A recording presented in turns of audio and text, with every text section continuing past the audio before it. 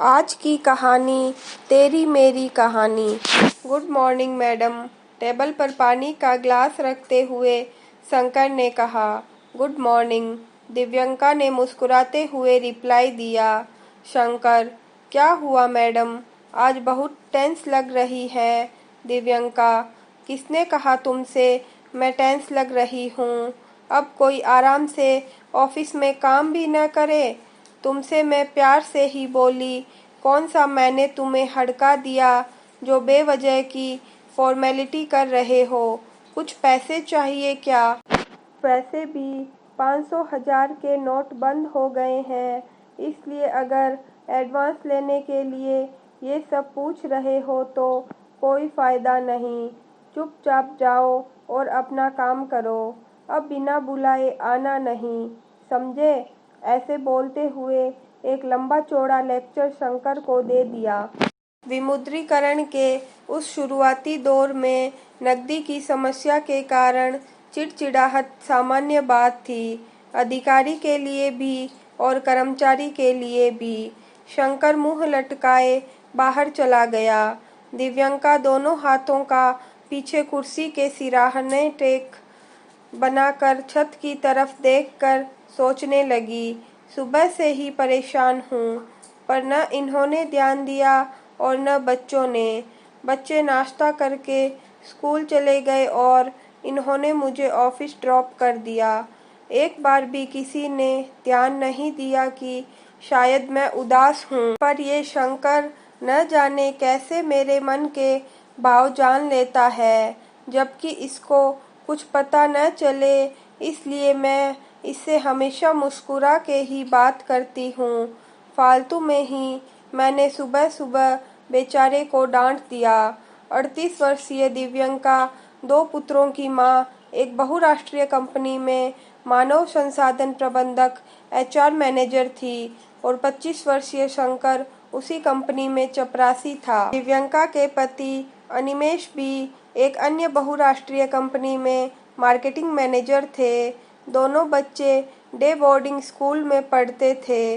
घर की आर्थिक स्थिति काफ़ी अच्छी थी, जबकि शंकर गांव से शहर रोजी रोटी की तलाश में आया था।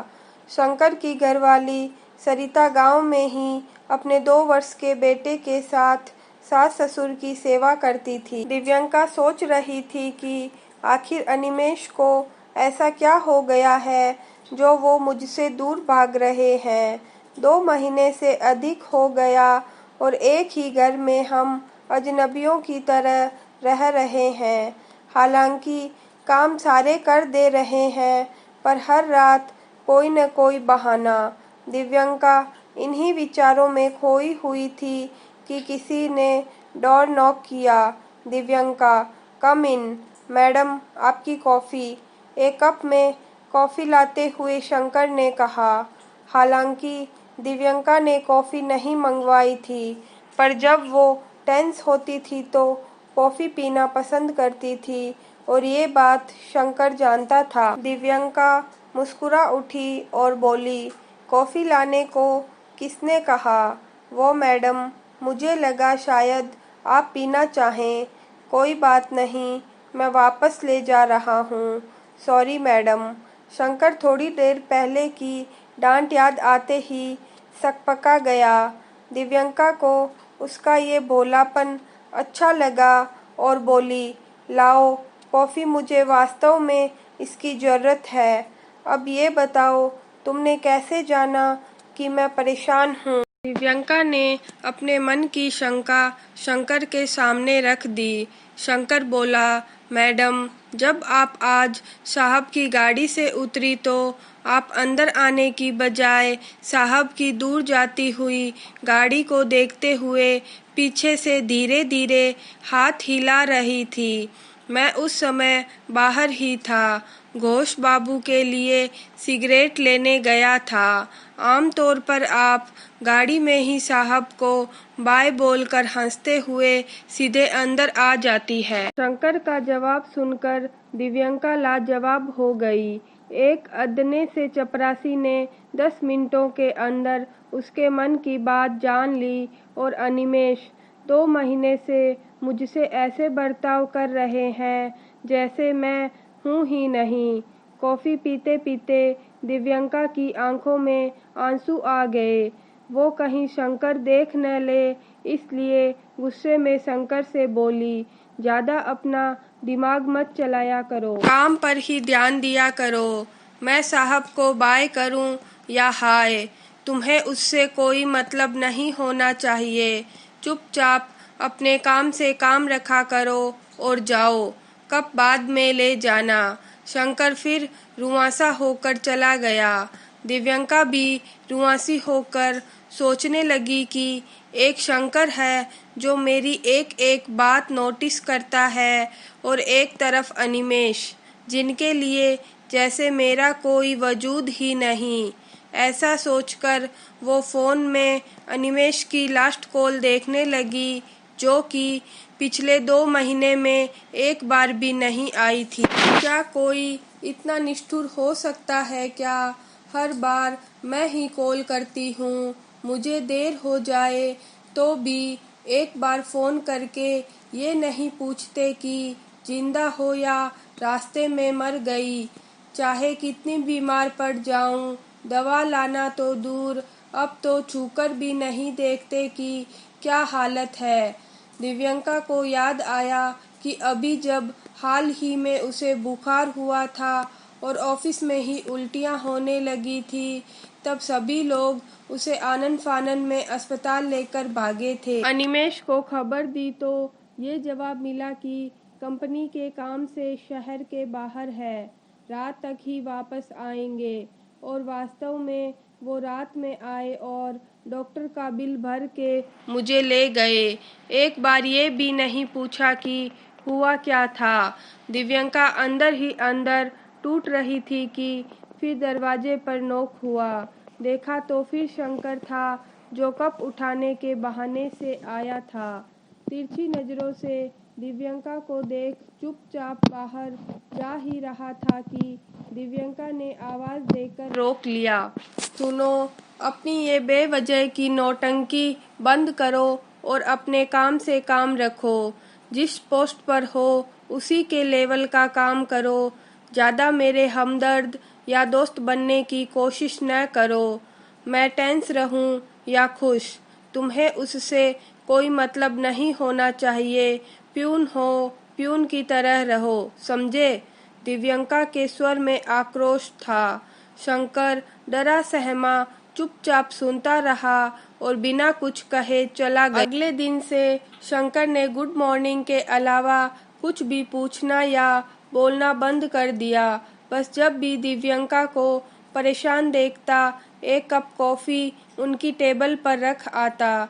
दिव्यंका को भी अब अपनी गलती का एहसास हो रहा था, पर वो जिस कंपनी में मैनेजर थी, शंकर उसी में चपरासी था।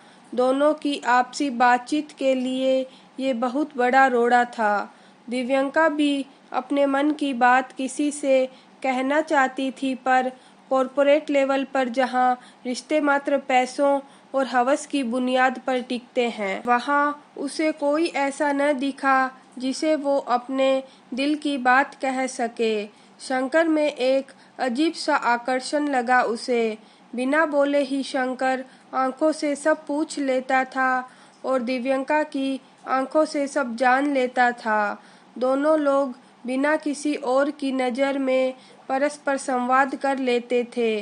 नवंबर की गुलाबी ठंड दस्तक दे चुकी थी, पर दिव्यंका का दिल आग में जल रहा था। आज दिव्यंका का जन्मदिन है। ऑफिस में एक छोटी सी पार्टी हुई, पर पार्टी में भी शंकर शामिल न हुआ। सारा काम कराया, सब ला कर दिया, पर फिर भी शामिल न हुआ।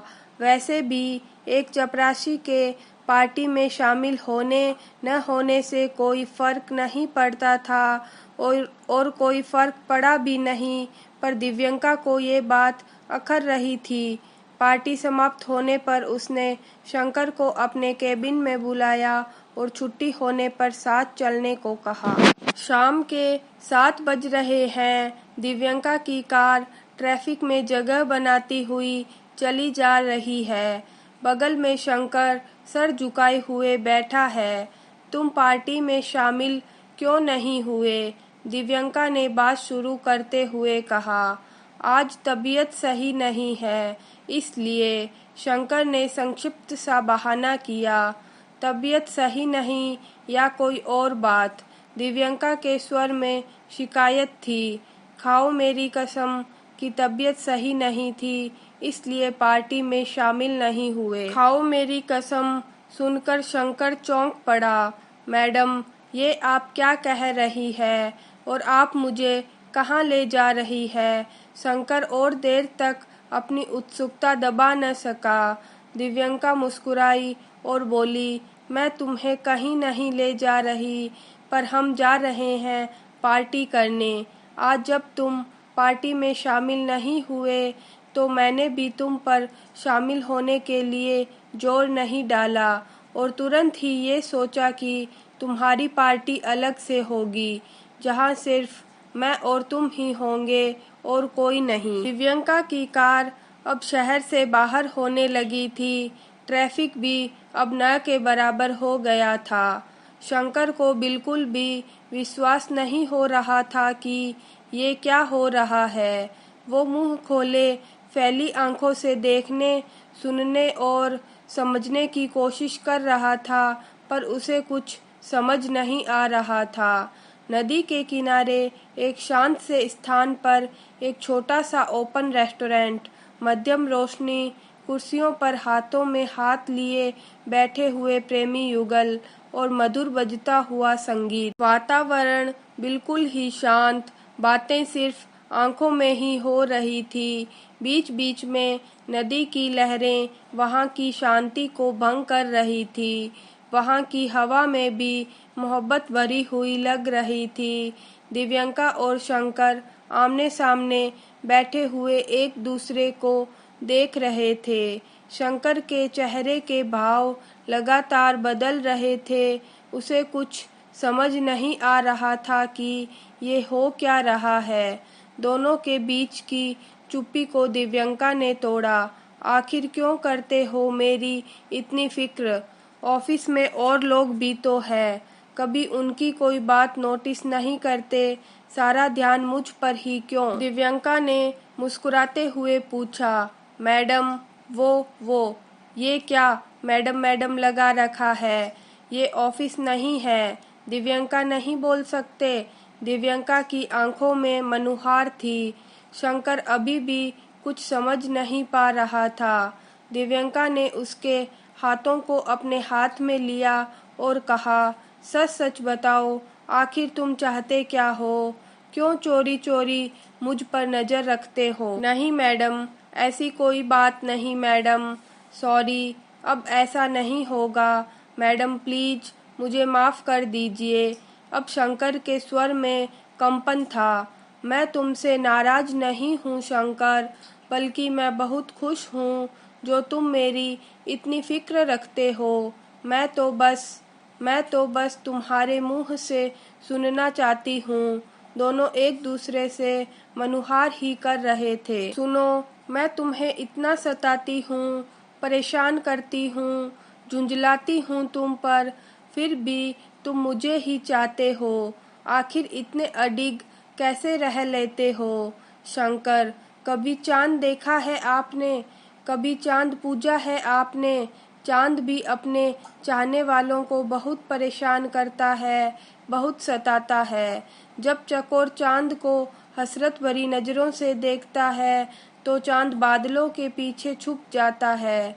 जब चांद को देखकर व्रत खोलना होता है तो चांद जानबूझकर देर से निकलता है।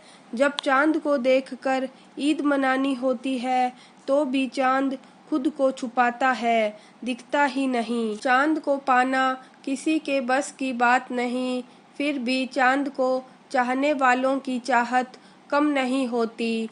आप भी उसी चांद की तरह हो। मैं उसी चांद की तरह चाहता हूँ आपको, उसी चांद की तरह पूजता हूँ आपको, पर साथ ही साथ अपनी ऊंचाई भी जानता हूँ।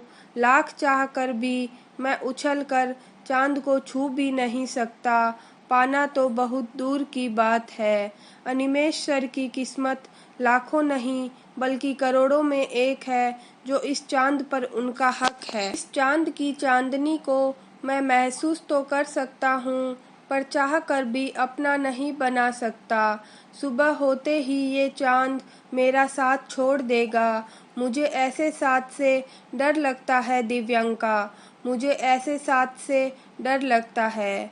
ऐसा बोलकर शंकर उठा और बिना कुछ कहे बाहर की ओर बढ़ चला।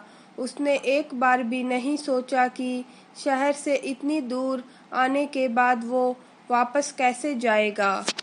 बस बिना पीछे देखे आगे बढ़ता रहा। दिव्यंका अपलक शंकर को जाते हुए देखती रही। शंकर जाते जाते ठिठका पर एक बार भी पीछे पलट कर नहीं देखा। वापसी में शंकर की आंखों में भी आंसू थे, पर ये आंसू क्यों थे ये खुद शंकर को भी नहीं पता था। अगले दिन दिव्यंका ने शंकर को अपने कैबिन में बुलाया और कहा, शंकर, कुछ तो कहकर जाते मुझसे। मैं क्या कहता आपसे मैडम, कहाँ आप और कहाँ मैं। आप तो चांद हो, हमारी कहाँ ऐसी किस्मत कि आपके दीदार से आगे भी बढ़ सके। तुम बातें तो बहुत अच्छी कर लेते हो शंकर, कहाँ से सीखी। मैडम, जिंदगी के अनुभव बहुत कड़वे होते हैं। 5 साल का था तब से दुनिया ही देख रहा हूँ। दुनियादारी जो न सिखाए। शंकर, सच में तुमसे बात की तो मालूम पड़ा कि तुम एक बहुत अच्छे इंसान हो। गलती मेरी ही है जो मैं तुम्हारी अच्छाई को तुम्हारी मोहब्बत समझ बैठी। न मैडम न, शंकर भी आपको बहुत चाहता है, पर उस चांद की तरह जिसे हम देख तो सकते हैं पर पा नहीं सकते। ना जाने क्या सोचकर दिव्यंका चहक कर बोली, ओके शंकर, कल शनिवार है, कल शाम में फिर हम मिलेंगे उसी जगह। मुझे यकीन है तुम जरूर आओगे। ऐसा कहकर दिव्यंका अपने काम में मशगूल हो गई और शंकर अपने काम में लग गया। कुछ कल जैसा ही है, बस हालात बदल गए हैं। कल जो प्रणय निवेदन था, आज वो मान का प्रश्न हो गया था। आज बात की शुरुआत शंकर ने की। मैडम, नहीं सिर्फ दिव्यंका कहो। ओके दिव्यंका, आप में और मुझ में बहुत बड़ा अंतर है। धरती आकाश का मेल हो सकता है मैडम, पर दिव्यंका और शंकर का नहीं। मैडम, एक बार आपने कहा था आपकी एक लिपस्टिक 450 रुपए की आती है। मैं तो महीने भर की तनख्वाह में आपके लिए 10 लिपस्टिक भी नहीं ला सकता। आप चांद हो और चांद की शोभा आसमान में ही होती है। मुझ जैसे कीचड़ में तो आपका अक्स भी नहीं दिखेगा, बस दाग ही दाग लगेंगे आपके दामन में, और शंकर आपके दामन में दाग नहीं लगने देगा। आपकी इबादत करता हूँ, इसलिए हमेशा आपको अपने दिल में भगवान की तरह रखूँगा। याद आने पर ऊपर चांद को देख लूँगा, समझूंगा आपका दीदार कर लिया। जब भी याद आएगी आपकी, आपकी प्यारी झिड़कियों को याद करके खुश हो लूँगा, और आपके साथ बिताए हुए कल के वो 2 घंटे मेरी पूरी जिंदगी की सबसे शानदार यादों के रूप में हमेशा रहेंगे। शंकर का ऐसा जवाब सुनकर दिव्यंका रुआंसी होकर बोली, पर शंकर, ऐसा क्यों। मैम, आप नदी के पानी में उस चांद की परछाई देख रही हैं। अगर मैं पानी में चांद को छूने भी गया तो चांद का जो अक्स अभी दिख रहा है वो भी नहीं दिखेगा। लहरों के साथ वो भी मिल जाएगा और मेरे डूबने के आसार बढ़ जाएंगे। आपको पाना उस चांद के अक्स को पकड़ने जैसा ही है। हाथ कुछ नहीं आएगा और मेरी जान पर भी बन आएगी, क्योंकि अगर सर जी को या किसी और को कुछ भी मेरे बारे में पता चला तो वो मुझे जिंदा नहीं छोड़ेंगे। और वैसे भी आपका मेरे साथ क्या भविष्य। इसलिए अब कभी मुलाकात न होगी।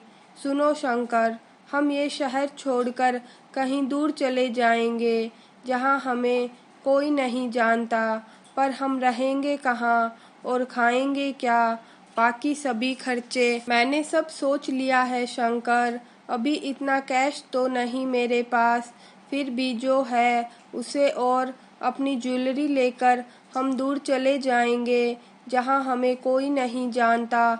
हम साथ रहेंगे। तुम्हारी कमाई की सूखी रोटी में भी मैं खुश रह लूँगी। पर मैडम, आपके बच्चे, अभी उन्हें अपने पापा की ज़रूरत है। मेरे बिना उनकी परवरिश हो सकती है, पर पैसों के बिना नहीं। इसलिए अपने दिल पर पत्थर रखकर उन्हें यहीं छोड़ दूंगी। पर मैडम, मुझ जैसे एक अनजान पर इतना भरोसा और इतनी मोहब्बत क्यों? शंकर, तुम्हारी आंखों में जो मोहब्बत मेरे लिए है वो मैंने अनिमेष की आंखों में कभी नहीं देखी।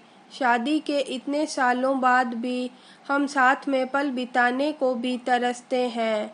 महीने में 20 दिन टूर और 10 दिन टूर की तैयारी। पहले कम से कम फ़ोन पर हम जुड़े रहते थे, अब तो 2 महीने से वो भी बंद है। पैसा पैसा पैसा, बस यही है हमारी ज़िंदगी। बहुत सहा मैंने, पर अब बर्दाश्त नहीं होता। तुम शायद औरत के 40वें वर्ष की पीड़ा नहीं समझते। किसी भी स्त्री के 16 से 25 वर्ष उमंगों से भरे होते हैं, जिसमें उसे बनना बिगड़ना होता है। ये वर्ष सबसे अधिक महत्वपूर्ण होते हैं, इसलिए इस आयु में हर कदम फूंक फूंक कर रखना पड़ता है। 26 से 35 वर्ष की आयु तक वो परिवार के दायित्व में पड़ी होती है। पति, सास ससुर, ननद देवर से लेकर बच्चों तक सबकी सुननी पड़ती है और मुस्कुराते हुए सब सहना पड़ता है। 35 से 40 की आयु में बच्चों का भविष्य तय करना होता है। यहाँ तक का समय तो आराम से बीत जाता है, पर मुख्य समस्या इसी के बाद शुरू होती है। उम्र के 40वें वर्ष में पति का प्रेम कम हो जाता है, क्योंकि शारीरिक आकर्षण डलने लगता है। बच्चे बड़े हो रहे होते हैं, वो माँ की बजाय दोस्तों पर अधिक भरोसा करते हैं। एक औरत अपने ही परिवार में अकेली पड़ जाती है, जिसके चारों ओर तो हर कोई होता है, पर साथ में कोई भी नहीं। मैं अपनी ऐसी गति नहीं चाहती शंकर, मैं अपनी ऐसी गति नहीं चाहती शंकर। मुझे समेट लो खुद में, मैं तुम में समा जाना चाहती हूँ। जहाँ कोई बंधन न हो, फिर भी मैं तुमसे बंधी रहूँ। जहाँ हर ओर आज़ादी हो, फिर भी मैं तुम में ही कैद रहूँ। जहाँ हर ओर उजियाला हो, पर मैं तुम्हारे दिल के अंधेरों में छुपी रहूं। इस दुनिया की नज़रों से दूर, सबसे अलग। मुझे अपना बना लो शंकर, मुझे अपना बना लो। शंकर ने हौले से दिव्यंका के हाथों को सहलाया और आंखों से ढांढस बंधाया। दिव्यंका की आंखों में संतुष्टि के भाव थे। फिर शुरू हुआ बातों और मुलाकातों का अविरल सिलसिला। शंकर, क्यों न हम भाग चलें? पर दिव्यंका, हम जाएंगे कहाँ? कहीं भी, यहाँ से दूर, बहुत दूर। मेरे पास इतना तो है ही कि 1 साल आराम से कट जाएगा, तब तक तो कोई न कोई व्यवस्था हो ही जाएगी। शंकर ने सहमति में तभी सर हिलाया जब दिव्यंका ने किसी को भी कानो कान खबर न होने की कसम खाई। नियत तिथि और समय पर बिना किसी को कुछ कहे दिव्यंका ने अपने गहने और केस समेटा और आ गई शंकर के पास। शंकर ने कहा, दिव्यंका, कम से कम एक बार मुझे बता तो देती कि तुम्हारा इस तरह का कोई प्लान है। बिना किसी पूर्व सूचना के एकदम से कैसे? दिव्यंका को सामने पूरी तैयारी के साथ देखकर शंकर स्तब्ध था। दिव्यंका चहकी, कैसे मैं कुछ बताती तुम्हें? तुमसे तो एक मोबाइल तक नहीं संभाला जाता। कैसे बताती? दिव्यंका ने अपना पक्ष रखा। शंकर कुछ सोचते हुए बोला, तो मुझे आज भर का समय दो, मैं अपने सारे काम पूरे कर लूं, ताकि बाद में हमें कोई दिक्कत न हो। इतना सामान लेकर आपको फिर वापस घर जाने में दिक्कत होगी, ये मैं अपने घर रख लेता हूँ। कल सुबह की गाड़ी से हम निकल जाएंगे। आज की रात बस गुजारनी है, कल से तो हर समस्या का समाधान। शंकर का ये विचार दिव्यंका को भी जंचा। शंकर के साथ जाने की खुशी में वो अपने लिए भी तैयारी करना भूल गई थी कि उसे भी घर में कोई न कोई बहाना करना होगा, ताकि कम से कम 4-5 दिन उसे कहीं और सेटल होने के लिए मिल जाए। दिव्यंका खुशी खुशी घर आई और घर पर सप्ताह भर के एक बिजनेस टूर का बहाना कर दिया, ताकि सप्ताह भर कोई समस्या न हो। पर आज की रात उससे काटे नहीं कट रही थी। कल उसका और शंकर का मिलन होना है, यही सोचकर वो सारी रात सो न सकी। सुबह घर से ऑफिस जाने का बहाना कर जल्दी निकली और रेलवे स्टेशन पहुंच गई। तय समय से आधे घंटे पहले ही पहुंचकर शंकर का इंतजार करने लगी, पर 1 घंटा बीत गया, शंकर न आया। ऑफिस से बार बार फ़ोन आ रहा था, इसलिए फ़ोन ऑफ करना पड़ा। वैसे भी शंकर के पास मोबाइल नहीं था, इसलिए उसको फ़ोन करना या उसका फ़ोन आना संभव नहीं था। सुबह से दोपहर और दोपहर से शाम हो गई, पर शंकर नहीं आया। दिव्यंका शंकर का पता लगाते लगाते उसके घर पहुंची, जहां ताले के साथ एक चिट्ठी भी लटकी हुई थी। मैं जा रहा हूं मैडम, पूरा माल लेकर अपने गांव।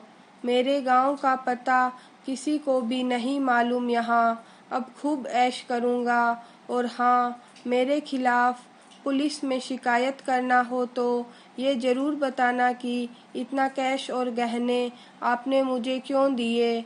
आप नहीं बता पाएंगी तो मैं बता दूँगा। चलता हूँ, बाय। अब कभी मुलाकात न होगी। दिव्यंका की आंखों से आंसू झरझरा कर बहने लगे। उसे इस बात का अफसोस नहीं था कि उसके कुछ गहने और कैश चला गया। उसे इस बात का दुख था कि उसके दिल के साथ साथ उसका भरोसा भी टूट गया था, वो भी उसके द्वारा जिस पर उसने आंख बंद कर सबसे अधिक भरोसा किया था। दिव्यंका भारी कदमों से वापस लौट चली अपने घर की ओर। शंकर गांव में सरिता से बात कर रहा है। सरिता, मेरे पास कोई दूसरा रास्ता ही नहीं था। मैडम की आंखों में जो प्यास, जो विवशता थी, अगर मैं मना कर देता तो वो किसी और की आंखों में अपने ख्वाबों को पूरा करने की कोशिश करती। हर कोई उनको अपने फ़ायदे के लिए इस्तेमाल करता और मतलब निकलने के बाद उनको दूध की मक्खी की तरह फेंक देता। तब वो अंदर ही अंदर कूदती जाती या शायद शर्मिंदगी से अपनी जान दे देती। मैंने उन्हें जिस तरह का धोखा दिया है, अब वो चाहकर भी किसी पर विश्वास न कर पाएगी। वो मुझे जीवन भर गालियाँ देंगी, कोसेंगी और बद्दुआ देंगी, पर उससे उनका ही जीवन सुधरेगा। कुछ दिन जरूर उनका दिल भारी रहेगा, पर आगे का जीवन सुखमय बीतेगा। अब शायद अपराध बोध से ग्रस्त होकर वो अनिमेष सर के और करीब जाने की कोशिश करें, जिससे उनके जीवन की गाड़ी फिर से पटरी पर आ जाएगी। इन गहनों को मैं सुरक्षित रख दूंगा और पैसों से मैं गांव में एक स्कूल खोलूंगा, दिव्यंका महाविद्यालय, जिसमें सभी गांव वालों को फ्री में पढ़ाया जाएगा। और जिस दिन मुझे लगेगा कि मैं अपने उद्देश्य में सफल रहा, उस दिन मैं खुद दिव्यंका मैडम को यहाँ लाऊंगा और उन्हें सारी बात समझाकर उनके पैर छूकर माफ़ी मांग लूँगा। उनकी एक एक पाई भी लौटा दूँगा। पर तब तक सरिता मैं भी सुकून से सो न पाऊंगा। मैडम दिल की बहुत बोली है, पर मैं भी क्या करता, मैं मजबूर था। अपनी आंखों के सामने ही उन्हें बर्बाद होते नहीं देख सकता था। अपनी आंखों के सामने उन्हें पल पल मरते नहीं देख सकता था। इतना कहकर शंकर रोने लगा और सरिता की आंखों से भी आंसू टपक पड़े। होली की छुट्टी है। दिव्यंका ने अनिमेष से सारे टूर कैंसिल कराकर खुद भी हफ्ते भर की छुट्टी ले ली है। बच्चों का स्कूल की तरफ से सिंगापुर का टूर है। अनिमेष और दिव्यंका भी इजिप्ट जा रहे हैं सेकंड हनीमून पर। दिव्यंका की यादों में शंकर की एक धुंधली सी तस्वीर बनी, जिसे दिव्यंका ने सर झटक कर मिटा दिया और कसक कर अनिमेष के गले लग गई। अनिमेष और दिव्यंका जितने पास और साथ आज दिख रहे हैं, उतने पास पहले कभी न थे।